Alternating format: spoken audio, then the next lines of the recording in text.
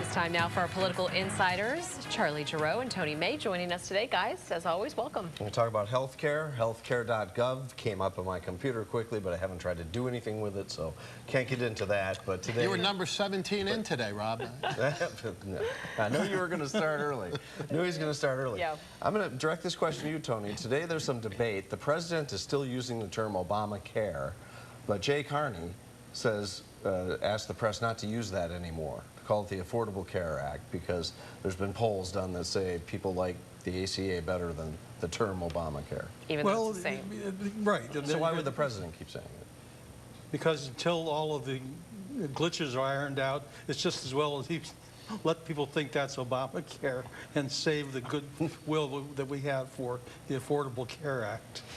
Charlie, any comment on Doesn't that? matter. Sounds like a good strategy. They may be waiting a while till they work out all these glitches, so we may never get around to calling it by that euphemistic name, Affordable Care, because the fact of the matter is, it's not affordable. And the thing that people are going to realize, if and when these computer sites finally work, is that the sticker shock is real.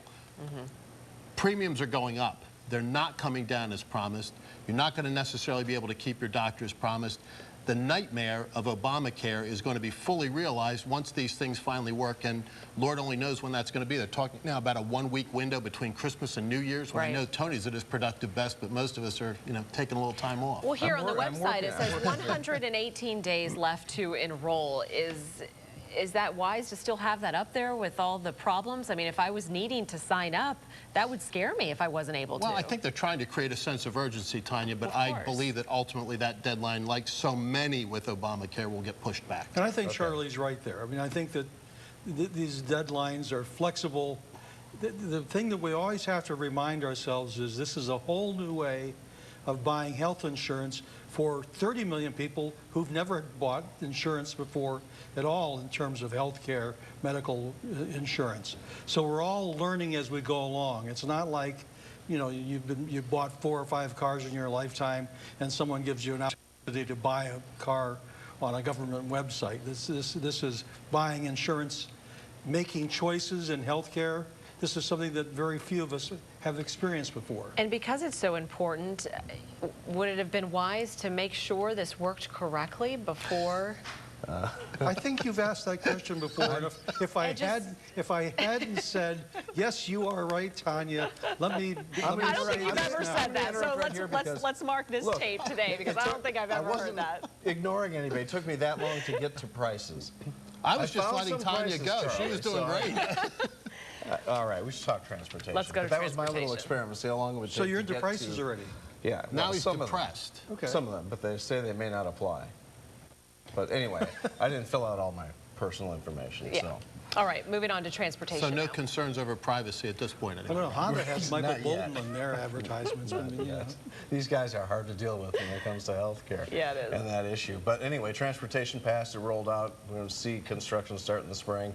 You've got to be excited about that. Yeah, this is something on which Tony and I agree. This was a piece of legislation difficult in the making, but ultimately all the parties that were responsible for its passage got together, did the right thing for Pennsylvania and for our future, created highways that will be safer, and equally important, good for our economy. Lots of jobs being created through this program, but more important, the economy is going to be allowed to run, and businesses will be able to know that their products and goods are getting to market safely and reliably. Tony, last comment. Is over? Well, the pushback is going to be there, I believe, from a certain percentage of conservatives in the legislature, particularly in the House.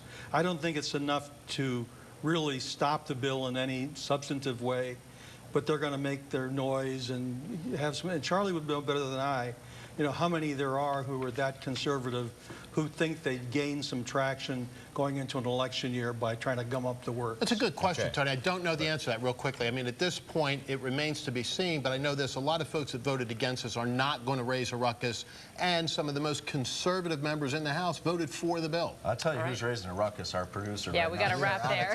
Guys, we got to run. You can catch our political insiders every Tuesday right here on CBS 21 News.